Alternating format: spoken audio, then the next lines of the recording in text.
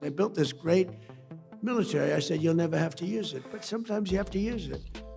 And Cuba's next, by the way, but pretend I didn't say that, please. That was US President Donald Trump back in March. He was talking about his government's military action in Venezuela.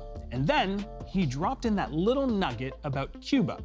The US was already putting massive pressure on the island. At the beginning of the year, it imposed an oil blockade, causing power outages and fuel shortages. And then last month, the US announced criminal charges against former President Raul Castro over the downing of civilian airplanes in 1996. It also ramped up sanctions, causing foreign companies to cut ties. And just last week, Sunwing Vacations and WestJet Vacations announced that operations in Cuba will be suspended until further notice. So, what happens now? Well, observers haven't ruled out the possibility of US military action or regime change or some kind of deal. We'll look into all of that and the role Canada could play. Then, we head to Niagara Falls to find out about its centuries-old ties with the island and learn more about how Cuban Canadians are navigating this crisis. Welcome to The Rundown.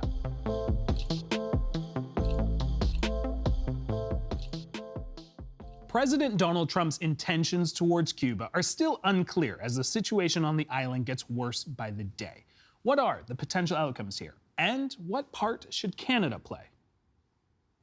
Mark Entwistle served as Canadian ambassador to Cuba from 1993 to 1997 and is now a senior fellow at the Munk School of Global Affairs and Public Policy. And he joins us in studio. How are you doing, sir? I am good. All right, let's talk. For more than half a century, Canada essentially stood by Cuba. Now, we're seeing international and Canadian businesses withdraw. We are seeing airlines, including Canadian ones, suspend their flights. We're forced to confront sort of a difficult question. And that is, what obligation, if any, do Canadians still have to Cubans? Well, it's certainly true that Canada has a long and quite storied engagement in Cuba. We've been there even before the revolutionary period, back to, in fact, just after the Second World War. So we were through the military coup of Fulgencio Batista, the whole revolutionary period. We've been front and center and sort of watching all of this. We've been very engaged in Cuba for many years. I think Canada's obligation certainly is not to defend Cuba per se, but I think our obligation as Canadians and also the government of Canada, I would argue, we do have an obligation when we are witnessing a sovereign state of the Americas under what is effectively economic assault by another neighbor in the hemisphere. So I think there are some moral obligations. There are things that Canada could do. The reality, though, of course, is that the government of Canada faces many challenges at all times. Our relationship with the United States is very challenged at the moment. Lots of irritants that the Americans have put forward. Many of them are quite vexatious, even some invented. I would suspect that the last thing that the current government wants to do is add yet another layer of irritant at the moment. So I'm personally not expecting a robust voice from the government of Canada. I am curious, as you mentioned, many Western countries historically have taken a harder line than Canada. And I am curious, has Canada's engagement over the decades produced any tangible results for either country? I would argue, that's one of the great debates, 100%. In the United States, they would argue absolutely none. We've been duped. I would argue, in fact, quite the contrary. Have we, occasioned multi-party democratic elections? No, but we've set a standard of expectations from the Cubans on human rights issues, for example. We've had, deep conversations with them. I think they probably, scaled back some of their instinct to control from time to time. We've helped them build institutions. We've helped them with environmental work in Cuba. We've helped directly with the Cuban people, helped them train in modern economics, help them develop businesses, et cetera. And our policy is very similar to Mexico's, very similar to Spain. The idea is that you engage with people, even if you don't agree with them all the time. Well, you brought up the human rights perspective. Groups like Amnesty International, Human Rights Watch have pointed to rights violations, and it wasn't that long ago where there were mass arrests as well. Should Canada be more vocal in this moment when it comes to the human rights sort of issues in that country? Right now? Well, my personal view is the Cubans understand us very clearly. We are vocal when we certainly need to. The issue of human rights in Cuba is a totally legitimate subject. It's part of the mix. It's part of the story, if you will, about Cuba. The Cubans at times, have not done the very best job they possibly could, and at times have failed on individual political rights. I think people recognize that. I've spent a lot of time with the Cubans over 30 plus years of dealing with them. And their position is that there are all kinds of different rights. And I would not disagree with Amnesty International or any Cubans who are bringing to the fore human rights issues. The Cuban argument is that also there are other kinds of rights. There are collective rights to education. There are collective rights to health care. There are collective rights to a certain, basic standard of living, for example, which they also believe is to be a human right. So it's their track record is I would say a mixed bag. Okay, I want to change gears a little bit. Let's talk a little bit about the U.S. and Donald Trump. As we know, Trump administration has begun a campaign against Cuba over the last several months. We got the oil blockade, we have charges against Raul Castro, and other general threats. Is Cuba a threat to the U.S.? That's a very good question, and that's at the core of some of the argumentation that you'll hear from Washington. I might as well not sugarcoat this, and speak quite frankly. You don't. In my quite lengthy experience with the Cubans, I believe that's the idea that Cuba is some kind of existential national security threat to the United States is a pretext. I don't believe that Cuba is a security threat to the United States at all. It is under no threat of invasion. The only real national security threat to the United States coming from Cuba is of unbridled or unbound migration. That's the national security threat. And they'll talk about the relationship with the Russians and with the Chinese. Those are historic relationships through the revolutionary period. I do know the Cubans would value a reset in the relationship with the United States. If there are legitimate security issues that the United States has, they should sit down as adults with the Cubans and talk to them about it. I'm quite convinced the Cubans have said, they've told me, they've told the Americans directly, we will deal with any issue so that we can have a proper relationship, including national security issues. So let's have a conversation about it. Well, in March, Trump said, quote, "I can do anything I want" with Cuba. And we know U.S. Secretary of State Marco Rubio continues to call for regime change. Is there a meaningful distinction between supporting a democratic change versus supporting a regime change? Here's part of the challenge with Cuba. I believe there are layers of motivation, all existing simultaneously, piled on top of each other, which is why it's a little hard to discern what the Americans really want in all of this. And a number of them are contradictory. If there's a core contradiction in all of this, it's that the interests of the Cuban American, the hardline, old establishment Cuban American political elites in Miami, who are the political patrons of somebody like Secretary Marco Rubio, their interests are not synonymous with the interests of the United States of America.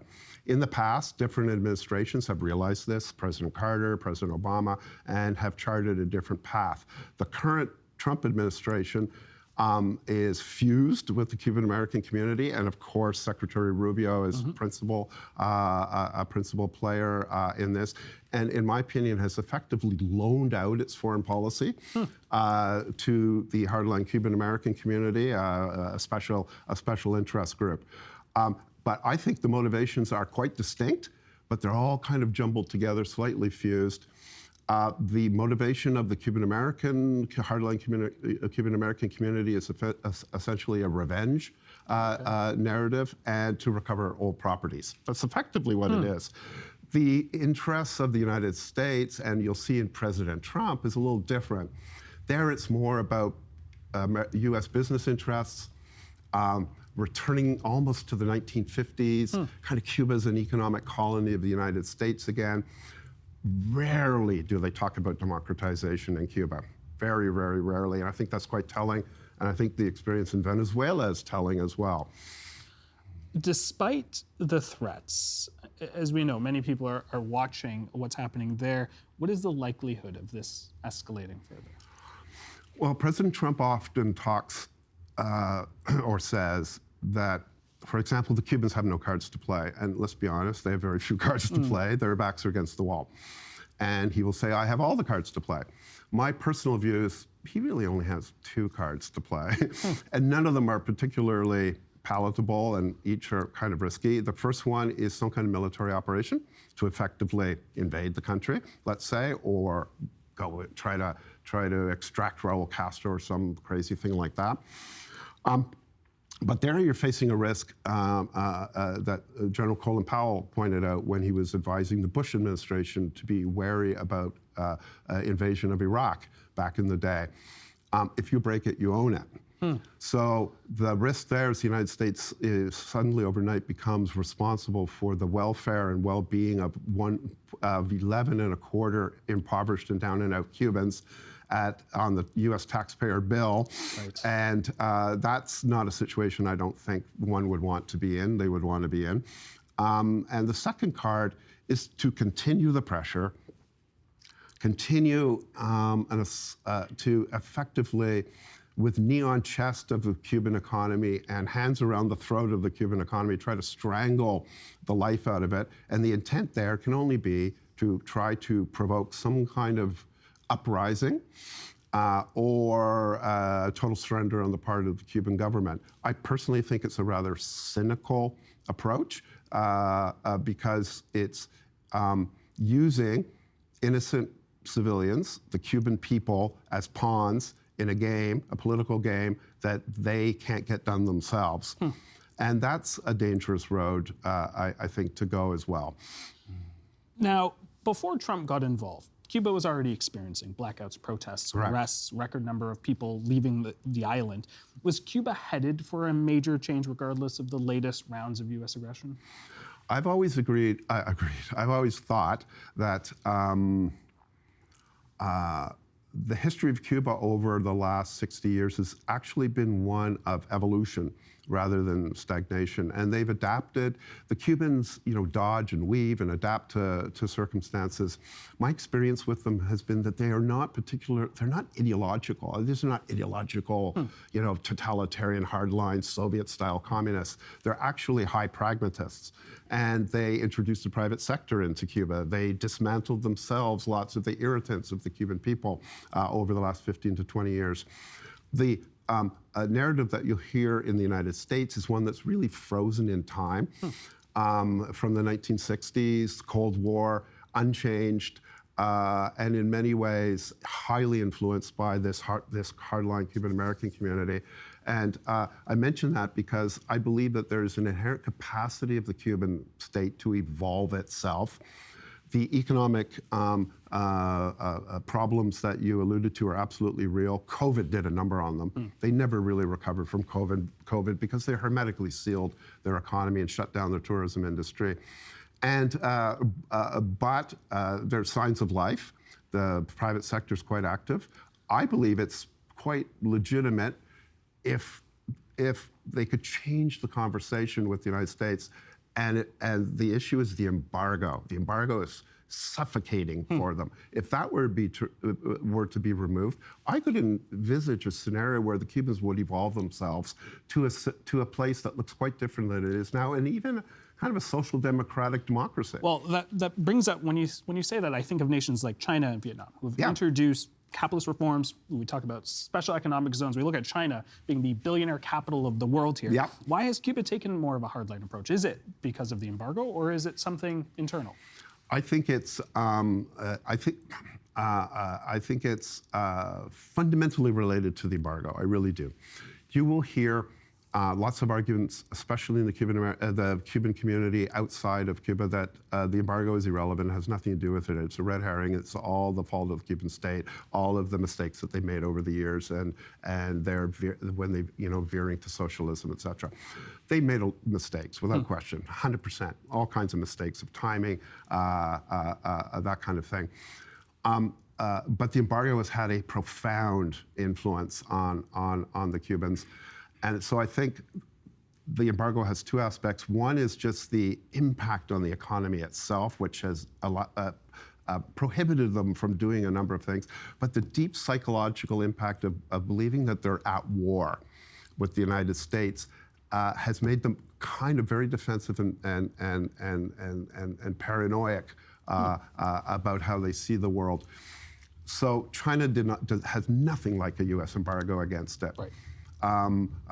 Even the Venezuelans had nothing like the comprehensive reach of the U.S. embargo, which they've now converted from the old, what I call the legacy embargo as we know it, to now a full-on blockade since January. Completely, it's an attempt to suffocate and strangle the very life out of the Cuban economy. China's never had that. Vietnam, none of these other countries have ever had that. This Caribbean island, 90 miles from the coast of the United States, has received a degree of hostile attention and a willingness to attack it economically that no other country on earth has had, in my opinion. If you were briefing Canada's foreign minister tomorrow, what would be the single most important thing that you'd want them to understand about Cuba in 2026? That two things. Number one, the Cuban people need supporters on their side. The Cuban people, there's many Cuban people, so I'm a little reluctant to say the Cuban people because there's many, many different voices. But in general, I think on the island, not outside, but on the island, I think, most Cubans just want they want adults in the room and they want somebody to get the economy going. So my advice to the minister, if I was ever asked, was seek all pathways to assist the Cuban people, be it humanitarian assistance, up to and including potentially oil. Cuba's like a canary in the coal mine. So if we don't find ways to mitigate the impact on the Cuban people, we're missing key lessons because the current version of the United States can do similar things to us. All right, well, we'll have to see if Minister Anand takes that advice. Mark, I really appreciate you taking the time. You're welcome. To chat. Thank you. It's a great pleasure. You take care. The Cuban diaspora in Ontario may not be huge, but it has roots going all the way back to the 1800s. I recently hit the road to talk to a man about his journey to Canada and what people on the island are going through now. No, this isn't Cuba. This is Niagara Falls, Ontario, home to Havana Restaurant and Cocktail Lounge and its owners, Dialis and Maria Fife, Guinness World Record holders for the largest mojito ever made. Niagara Falls has a connection to Cuba that goes all the way back to 1824, when poet Jose Maria Heredia visited here and wrote the poem Ode to Niagara. Since then, generations of Cubans have been drawn here, like Abdiel Hernandez, a former cab driver and DJ who first came to Canada in the late 90s. Abdiel, you have a lot of memories on Niagara. You used to be a taxi cab driver. I was a cab driver, tour guide, limo driver here. When I moved here, we didn't know what to do, the immigrant experience. So this is the first time for you. This is the first time eating here. I've been here at nighttime, dancing. Hello. How you doing? Thank you so much. Gracias. What is something that you recommend? The roasted pork. Havana Who knows in roasted Cuba, pork, okay. everybody eat pork. That's the main meat, actually. They keep it alive, the Cubans over there. Okay. You want to go really deep in the Cuban style, like authentic, is a ropa vieja? Well, I trust you. Thank you so much. Appreciate it. All right, let's talk food, because for a lot of people, for a lot of Canadians, when they think of Cuban food, let's be real, it doesn't get the best reputation. Exactly. Because it's predominantly resorts that people sample the food at. What do people need to know about real Cuban food? Cuban food, we got to go back in history. Starting with The Cuban indigenous population was completely exterminated by the Spaniards. So our main influence is Spanish food, European food.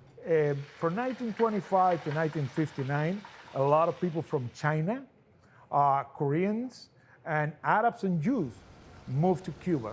There is a Cuban food history before 1959 and after 59. So in Cuba, every aspect of life, food, culture, literature, music, and everything is heavily influenced by the economic and political model that has been in the island prevailing for the last 67 years. Beautiful stuff here. Look at it. This is traditional. This is tostones. And over there we had shrimp cocktail. Delicious. Thank you very much. Great, All man. right. Thank you. So you're the eldest in your family. Exactly. How many siblings do you have? I got a brother that is 4 years younger and a sister who's 2 years younger. They're both living in West Palm Beach in South Florida. They're enjoying the sun while you decided Canada and the cold would be the place that you would want to settle in. So why Canada? I got a very special connection to Canada. I came to this country. The people who helped me come here were great human beings, great people, and they helped me, how would I say, fit into the culture very well. I liked everything I saw about Canada, especially the people. When you were in Niagara, you were talking about how, when people get into your cab, they're asking you questions about certain places. Tourists want to know what's that. Tell me, you brushed up on your Niagara history. If you want to get to know a town, if you want to learn the culture, if you want to get the pulse of a city, you become a cab driver. So you get to know people from all walks of life, especially Niagara, being such a tourist, internationally known spot. You get tourists from all over the world. I'm a counselor, but I'm not getting paid as a counselor. I'm getting paid as a cab driver because people vent their problems and they want your opinion. Tell me a little bit about the community, the Cuban community here in sort of, the greater Toronto area, but southwestern Ontario, because it's not a huge population. No, it's not a huge population because at the time, the access, for example, to places like the United States, it was easier. In order to arrive in Canada as a Cuban, you had to come as a sailor, as a pilot, as a diplomat, as a musician, or invited by somebody. But because of the political and economical situation in Cuba, most Cubans will get denied at the Canadian Embassy in Havana because they are, potential immigrants. Once they come here, they will not go back.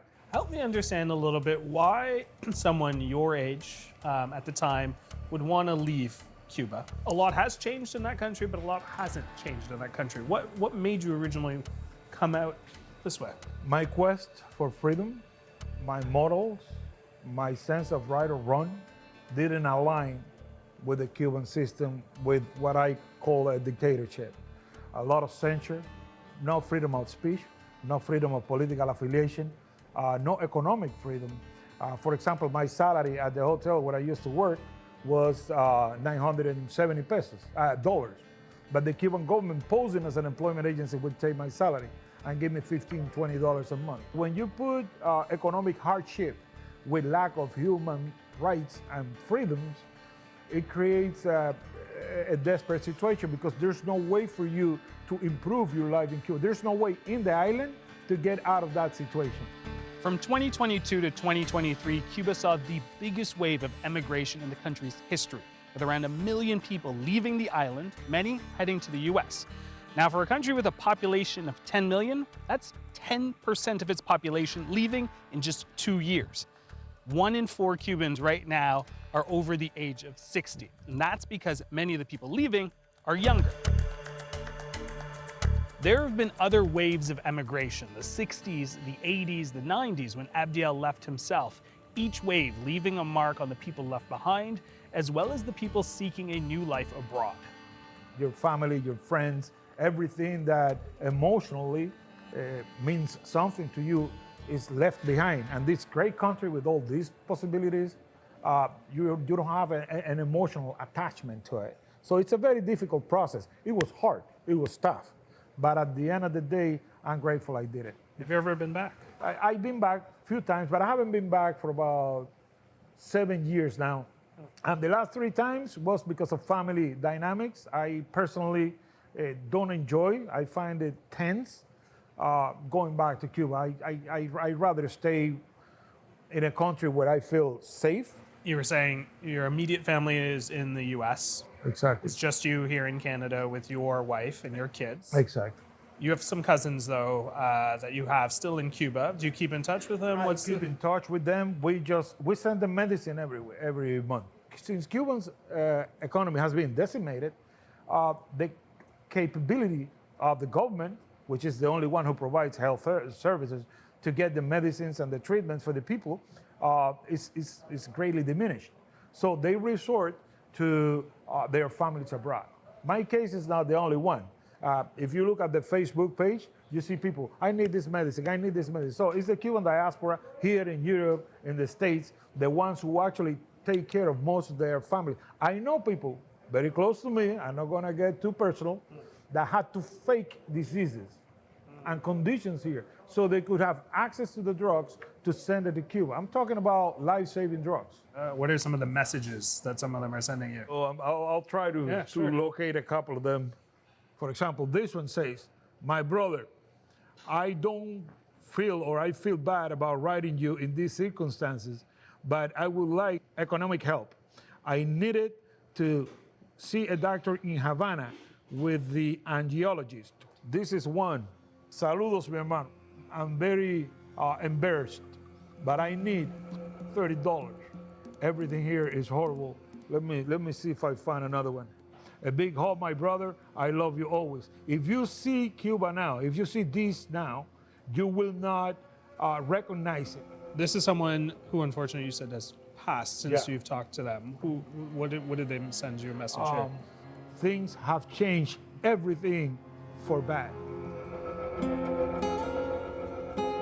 If we don't send them money, they die. They die victim of all those diseases. So in order to keep them fed and as healthy as we can, because we also have our challenges here. You know, an immigrant has to adapt to the new country, has to face the same challenges that the people who live here have for generations. And on top of that, we also take care of our families. I'm going to acknowledge that we're having some delicious food while we're talking about sort of the issues in Cuba of people not having food. I imagine that must be hard for you to hear and see that this is your country, that yes, you left, but it's still that you're very proud to be Cuban. It must be hard for you to see the images and the stories that they tell you. It's heartbreaking. Many Cubans, when they come from the island, they feel guilty when they walk into a supermarket and they see all the availability of food that there is here. Their mind goes back to their friends and relatives back in Cuba and they start crying. And they feel guilty because now I got all this and my people down in the island don't have anything. And the government doesn't have the willingness to bring about the necessary reforms to improve the quality of life of people. Like, for example, they did in China or Vietnam, even when I might not agree with their human rights records when it comes to freedom of speech, freedom of religion, freedom of political affiliation, independent unions and stuff like that. But at least they brought about some economic reforms that improve a little bit the basic quality of life of their own people.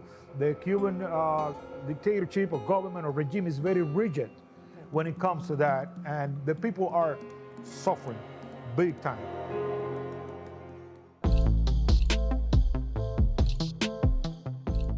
I'm Jeyan. Thanks for watching The Rundown. We'd love to know what you think of the show. So send your suggestions and feedback along to rundown@tvo.org, or as always, leave us a comment on our YouTube page. Until then, I will see you tomorrow.